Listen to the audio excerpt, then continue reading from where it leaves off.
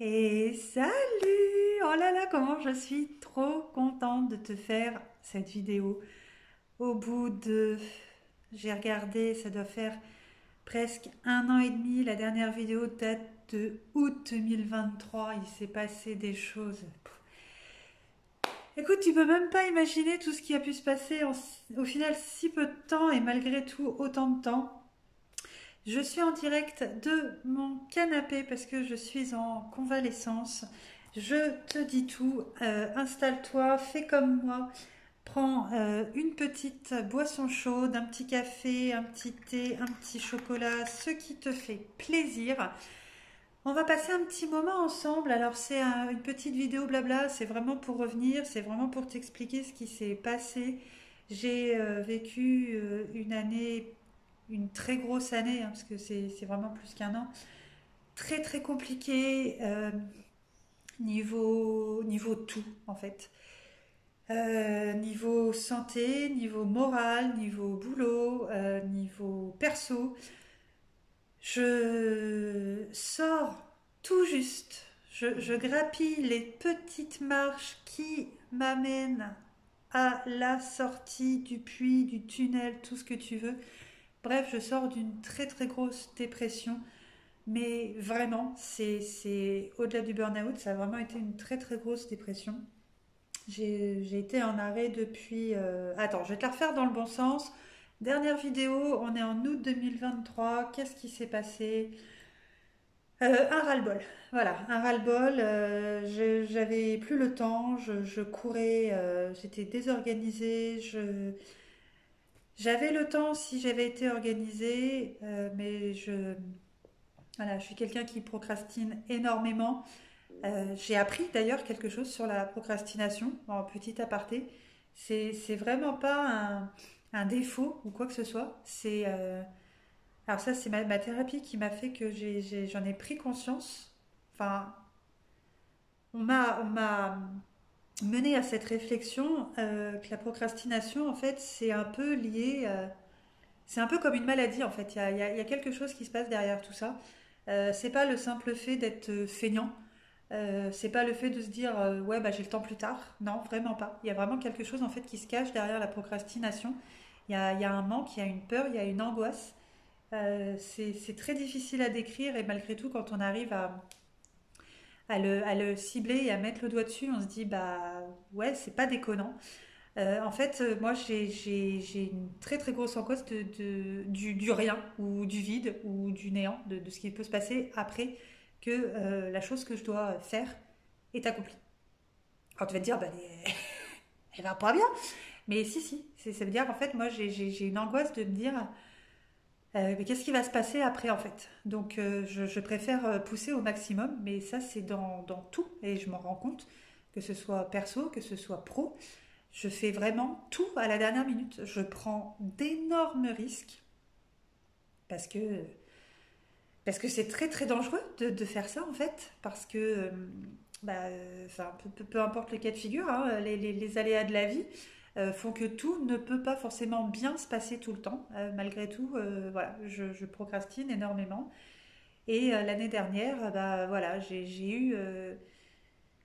ça a commencé petit à petit et j'ai pas su en fait, j'ai pas su gérer et tout s'est enchaîné, ça a fait boule de neige et ça a commencé tout petit, petit, petit, et puis après t'as plein de petites choses qui s'ajoutent, qui s'ajoutent, qui s'ajoutent, et là tu sombres, et là tu te dis que tu y arrives plus, et là tu te dis que t'as pas un problème, mais t'en as 500 000 qui t'arrivent en pleine face et tu sais pas par où commencer, tu veux tout faire en même temps et tu peux pas, et en fait, eh ben, tu te laisses submerger. C'est vraiment un tsunami en pleine face.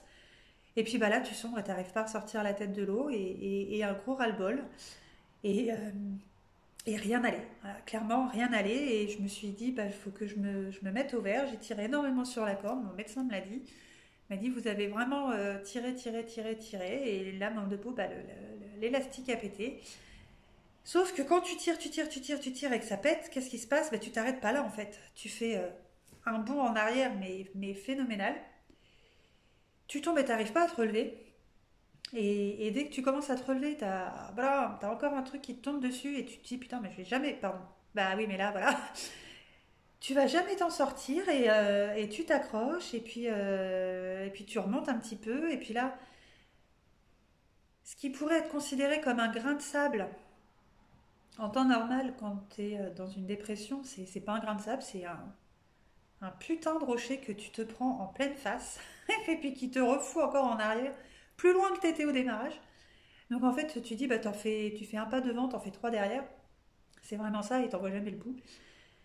Là, ça commence petit à petit à aller un peu mieux. Ce qui s'est passé, c'est qu'en février de cette année, au boulot, il s'est passé plein de petites choses. Je me suis aperçue que bah, là où j'étais, c'était pas du tout bon pour moi. C'était très toxique. Un patron qui était mais vraiment tyrannique au possible. Aucune solidarité entre collègues parce que bah, en fait, t'as pas de collègues, clairement. T'as une collègue, c'est sa femme, puis t'as une autre collègue qui est soumise. Donc bah, t'as zéro soutien. Et là bah, je craque en fait, hein, clairement. Je craque, je vais voir mon médecin et elle me dit c'est bon, on arrête là. Voilà, on arrête là, vous vous y retournez pas, c'est pas possible. Et en fait, elle m'a mis en arrêt bah, de février jusqu'à fin août. Et ça m'a permis de prendre du temps pour moi, ce que j'ai pas fait. Mais alors, quand je te dis vraiment du temps, ça veut dire que j'ai rien foutu. Alors ça, c'est ma définition de prendre du temps pour moi, tu vois. Non, c'est pas vrai. Mais voilà, j'avais besoin. Voilà, j'avais besoin de rien faire. J'avais besoin d'être une loque. On pouvait me juger, mais j'en avais royalement rien à faire. Voilà, je me suis laissée un petit peu dépérir petit à petit, mais je me suis dit que bah, plus je dépérissais et forcément j'allais revenir mieux. Ça m'a pris énormément de temps. Là, ça commence à aller un peu mieux. C'est pas encore ça. Je sais que voilà, ça peut rebasculer d'un moment à l'autre. Donc je travaille énormément sur moi. J'ai fait beaucoup de développement personnel. J'ai fait énormément de tri dans tous les sens du terme et dans tous les domaines. Du tri dans mes armoires, du tri dans les placards, du tri tout autour de moi. Les personnes, j'ai dégagé pas mal de personnes. Je préfère, tant pis. La toxicité, j'en veux plus. J'ai énormément souffert. Ma souffrance, en fait, n'a pas du tout été écoutée, entendue, tout ce que tu veux. J'ai pas eu le soutien que j'attendais. Non pas que je méritais, hein, mais que j'attendais. Parce que j'ai peut-être une définition de l'amitié qui n'est pas celle de mes soi-disant amis, famille aussi. Donc voilà, j'ai des valeurs pas communes, enfin pas communes, euh, de part et d'autre, je veux dire. Donc voilà, on fait du tri, on s'entoure que des personnes en fait qui t'apportent et non pas qui te retirent des choses, voilà, je ne veux plus de ça. Et là, on arrive en septembre de cette année où en fait, bah, j'ai à nouveau changé de travail. Je suis revenue là où j'étais avant.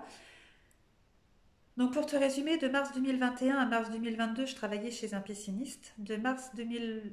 Attends, attends. Parce que j'ai vraiment un gros problème. On est en 2024. Donc de 2022 à 2023, j'ai travaillé chez un pisciniste. De 2023 à 2024, j'ai travaillé en téléphonie. Et depuis septembre 2024, je retravaille à nouveau chez le pisciniste chez qui j'ai travaillé avant.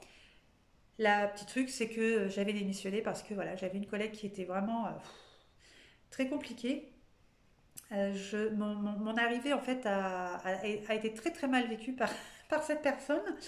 Et donc en fait, voilà, j'ai tenu un an, ça a été très très dur. Je pense que ça a été le début en fait de. Je suis pas habituée à ça et j'ai jamais, enfin voilà, à 44 ans, j'ai jamais été confrontée à ce climat-là, ce climat professionnel qui m'a vraiment. J'allais au travail, j'avais la boule au ventre. Dans un bureau à deux personnes où tu as un bonjour, un bon appétit et un au revoir sur 8 heures de taf, pour moi, c'est juste inconcevable. C'est pas possible. Faut que ça discute, faut que ça parle, faut que ça rigole, faut que ça bosse, mais dans une bonne ambiance. Et là, c'était malsain, c'était méchant, c'était mesquin, c'était tout ce que tu voulais, sauf, sauf du temps de travail agréable. En fait. Tu peux bosser et passer une journée agréable au travail. Moi, c'est ce que je recherche, ce que je recherchais du moins. Je ne l'ai pas trouvé là-bas, donc j'ai démissionné. Et en fait, cette fameuse collègue a pété un plomb là dans l'été et est en arrêt de travail. Et mon ancien patron, du coup, m'a rappelé en me disant, écoute, bah, il faut que tu reviennes. Voilà. Donc, bah, j'ai dit, allez, je reviens. J'arrive. Voilà, donc j'ai démissionné et donc je suis revenue. Donc là, déjà, c'est vrai que je suis quand même beaucoup mieux. Je prends le temps de remettre des choses à plat, en place, pour, voilà, pour bien travailler, pour voilà, qu'il y ait une certaine rigueur dont j'ai besoin, malgré ma procrastination. J'ai quand même besoin de cette rigueur de travail parce que j'ai des collègues qui dépendent de mon travail aussi. Donc, bah, je n'aime pas que ce soit mal fait, pas bien fait, pas fait à temps. Donc, il faut absolument que je mette en place ces choses-là parce que bah, mon arrivée a été pas forcément bien pris par certaines personnes. Donc, faut les brosser dans le sens du poil, faut montrer patte blanche. Voilà. Je suis contente d'être revenue, même si c'est au détriment de certains, mais c'est pas enfin, c'est pas de ma faute, hein, voilà, clairement. Donc voilà pour la petite histoire. Mais entre-temps, il s'est quand même passé des choses. Ça veut dire qu'entre février où j'ai été arrêtée et septembre où j'ai repris un autre boulot, bah moi il a quand même fallu aussi que je cogite un petit peu à mon, ma vie professionnelle, qu'est-ce que j'allais faire parce que ok je voulais pas retourner dans la boîte où j'étais, bah c'est bien mais qu'est-ce que je fais? Et là bah, je me suis dit en fait je vais profiter vraiment de ce temps pour mettre mon projet à plat parce que j'ai un projet professionnel depuis plusieurs années maintenant. Donc là, c'est toujours en cours, mais ça a vraiment énormément avancé. Donc là, je suis hyper contente. J'ai suivi une formation en fait pour euh, devenir auto-entrepreneur. Et oui, je ne suis pas allée sur INPI pour ouvrir ma micro-entreprise comme ça, sans rien savoir, sans rien connaître, et Inch'Allah, comme dirait l'autre. Pas du tout, non, non. C'est quelque chose qu'il faut prendre au sérieux. Donc j'ai suivi une formation. Là, j'ai mon dossier à monter, mon business plan à monter et ma certification à passer. Et donc, voilà, je mets ça en place. J'ai été coachée par voilà, des encadrants qui m'ont permis de faire le système d'entonnoir en fait et de me nicher vraiment dans quelque chose d'assez spécifique. Donc ça fera probablement l'objet d'une vidéo parce que bah ouais, je voudrais t'en parler et je voudrais en fait t'amener avec moi dans l'aventure parce qu'en fait là je suis vraiment au tout début et en fait je me dis ouais ça pourrait être cool en fait de te montrer ça aussi. Bah, des petits tips aussi parce que bah, j'ai forcément beaucoup appris. J'apprends encore parce que j'ai financé aussi une autre formation sur les réseaux sociaux parce que je vais avoir besoin des réseaux sociaux pour me faire connaître, me développer et puis bah voilà toute la vie entrepreneuriale en fait qui va aller autour de ça parce que je vais être énormément sur les réseaux. Donc voilà, ça fera aussi l'objet d'un petit truc. Et en fait, cette vidéo aussi là que je tourne actuellement, que je vais te mettre en ligne tout de suite derrière, hein, il n'y aura pas besoin de montage ni rien du tout. On va vraiment se la faire comme ça en freestyle, un peu comme d'hab. J'ai pas changé, hein, c'est toujours je me prends pas la tête. Cette vidéo-là, en fait, c'est on va dire, allez, la vidéo retour, mais elle va être aussi le début d'une petite série de vidéos là que je vais te tourner assez rapidement. Je vais reprendre le système des enveloppes budgétaires parce que c'est quand même le but premier de cette chaîne. Mais là, en fait, on va vraiment repartir de zéro parce que je suis repartie de zéro. En fait, j'ai plus rien. Voilà. J'ai plus d'économie pour la bonne et simple raison que bah, on a notre voiture qui nous a lâché l'année dernière. Mais quand je te dis lâcher, c'est lâcher. Ça veut dire que bah, le soir, j'avais plus de voiture. Mais il fallait aller au boulot le lendemain. Donc là, c'est mon mari qui a réussi à m'emmener au travail. Alors heureusement, la voiture, elle est tombée en rade le jeudi. Le vendredi, il m'a emmené au boulot. Mais bah, ce qu'il y a, c'est que bah, moi, le lundi, bah, il fallait que j'aille aussi au taf. Donc sans véhicule, à 40 kilomètres de là où je bosse, ça allait être un peu compliqué. Donc, bah, pas le choix, pas la possibilité de faire un crédit à la banque parce que bah, tu as le délai, je sais pas, tu dois avoir 10-15 jours d'attente.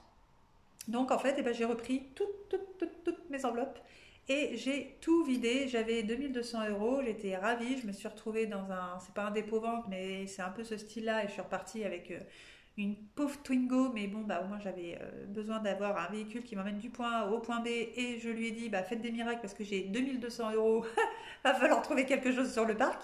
Il m'a dit, vous inquiétez pas, on va s'occuper de vous. Effectivement, je suis repartie avec quelque chose. Bon, voilà, mes résultats, j'ai plus d'enveloppe. Ça, c'était en octobre de l'année dernière. Février, j'étais en arrêt. Donc en arrêt bah, pendant de février à août. Donc bah, plus de salaire, des petites indemnités journalières, donc bah, j'ai plus fait d'enveloppe. Et là, je repars vraiment de zéro. Donc en fait, je me dis, c'est le moment euh, de refaire en fait du démarrage, mais vraiment du vrai démarrage, c'est-à-dire comment on se met au système des enveloppes, comment on prépare un budget, comment on fait pour catégoriser. Voilà, on va faire tout vraiment du début jusqu'à la fin. La seule différence entre toi qui va peut-être démarrer, alors c'est cool, hein, si on démarre ensemble, franchement, je suis ravie. Mais moi, en fait, voilà, la seule différence, c'est que je connais déjà la suite. Mais en fait, voilà, je vais te montrer, on va faire vraiment du pas à pas. Euh, voilà. Qu'est-ce qu'il faut faire pour démarrer? Voilà. Tu veux démarrer, et ben on va le faire ensemble. Sauf que moi, j'ai déjà un peu d'avance sur toi, mais je repars de zéro. Donc voilà. Donc en fait, les petites séries de vidéos, ça va être ça. Donc bah, le principe en fait des enveloppes budgétaires, comment démarrer, les outils, voilà, vraiment les indispensables entre euh, les classeurs, les porte-monnaies, les filofax, le support papier ou le support digital si tu es plus à l'aise. Enfin, voilà, vraiment les outils pour le poursuivre.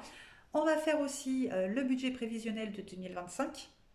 Voilà, je vais t'expliquer en fait moi comment je fais le mien, sachant que on a tous et toutes des situations différentes, donc en termes de foyer, en termes de revenus et en termes de vie en général.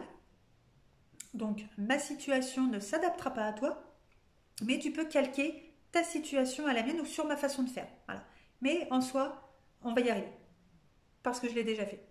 Donc je sais ce que ça va donner, sauf que là je le reprends de zéro, mais je voudrais vraiment le reprendre un vrai zéro en fait. Voilà. Comment on fait pour démarrer? Et ça on le fera ensemble. On fera ensuite une vidéo sur le budget de janvier, parce que bah, on est le mercredi 18 décembre. Donc voilà, il me reste vraiment le temps là d'être vraiment à jour et puis de démarrer aussi le budget de janvier. Je ne sais pas si tu te souviens, bah, si tu m'as suivi d'avant, mais j'en ai parlé sur vraiment les deux, trois dernières vidéos, donc ça remonte un petit peu, puis j'avais vraiment pas beaucoup insisté dessus. Mais c'était en fait mon classeur sur mon année d'avance. Donc ça, je vais vraiment le redémarrer. Et ça, je vais te montrer aussi comment je compte le faire. Et puis, bah, une vidéo en fait sur mon projet professionnel, voilà, où j'en suis, enfin ce que je veux faire, où j'en suis, où ça va me mener, là où tu peux peut-être éventuellement m'aider en partageant, en publiant, en me faisant de la pub, voilà, je compte aussi sur toi parce que voilà quoi, je sais que je peux compter sur toi, donc ça me ferait très plaisir. Voilà, la petite convalescence pour terminer, ben, je me suis fait opérer la semaine dernière de mon œil droit. Alors pour remettre un peu dans le contexte, j'ai perdu la vue de mon œil droit il y a 5 ans à peu près, de suite de maladie, parce que à 44 ans, moins 5 ans, à 39 ans, j'ai un glaucome qui en fait a fait que bah, j'ai perdu la vue de mon œil droit et suite à ça, s'est développé un strabisme. Alors, bon, en soi, j'ai envie de te dire, bah voilà. Mais à un moment donné, ça a été, bah, là encore, très très dur à assumer. Euh, Les moqueries, voilà, bah, même quand tu as 44 ans, même quand tu as un entourage, bah, tu as des cons. Voilà. C'est dit, c'est placé, c'est glissé, voire même des connards, parce que voilà, j'ai pas réussi, et c'est là où vraiment je m'en veux énormément, mais c'est vrai que peut-être aussi que quand ça touche le physique, c'est un peu plus compliqué, et je suis pas encore assez armée pour ça. Et bah, de toute façon, maintenant, c'est fait parce que je me suis fait opérer. Mais voilà, tout ça en fait n'aurait pas dû m'influencer, m'impacter, me toucher au point de prendre vraiment sur moi et de décider de me faire opérer. Donc je me suis fait opérer de mon strabisme. Alors ça va, c'est assez douloureux, c'est assez gênant. Pour l'instant, je vois pas encore les résultats, hein. Je me suis fait opérer jeudi dernier. La paupière est très très gonflée, je vois même plus mes cils. Je vois même pas le résultat, hein, clairement, puisque bah, mon œil j'ai plus le blanc d'œil en fait, hein. J'ai ma pupille et tout autour c'est rouge. Voir, enfin si c'est rouge, mais donc voilà, j'arrive pas vraiment à situer où se trouve la pupille et voilà, bon ça va aller, hein, c'est les suites, voilà, c'est les suites d'une opération, donc on va prendre le temps, on va être patiente. De toute façon, je n'ai plus que ça. Voilà. Et voilà, déjà, pour la petite histoire, de pourquoi je suis installée sur mon canapé avec mon café qui va refroidir. Attends, bouge pas. Euh, donc voilà. Eh bien, écoute, je vais pas voilà, blablater inutilement, ça sert à rien. Je suis hyper contente en fait bah, de te retrouver. Si tu passes par là, alors je sais pas par quel biais en fait, hein, tu peux avoir atterri sur ma vidéo, mais bienvenue à toi. N'oublie pas de liker la vidéo, de t'abonner, parce qu'il va y avoir là vraiment dans les 15 jours à venir bah, toutes les séries de vidéos que je vais te tourner pour, pour en fait voilà, démarrer tranquillement. Donc la prochaine vidéo en fait ça sera donc sur le principe des enveloppes budgétaires et comment démarrer. Donc si tu veux te préparer en fait avec moi, c'est très très simple. Ce que je vais te demander de faire, c'est d'imprimer tes 3 derniers relevés de compte. Voilà, tu te débrouilles, tu t'imprimes les 3 derniers relevés de compte et tu me prends des feutres de couleur et t'en prévois, allez, 10, 15, 20, enfin, le max que tu peux trouver de couleurs différentes. Et on va du coup commencer à travailler en fait sur nos dépenses, à les lister, catégoriser, se dire ouh là là là là là là là là, il va vraiment être temps que je m'y mette. Et on va donc faire ça ensemble. Eh bien écoute, sur ce, enfin voilà, je te le redis encore, je suis hyper contente de te retrouver. Je te fais des gros bisous, je te dis à bientôt. Ciao ciao!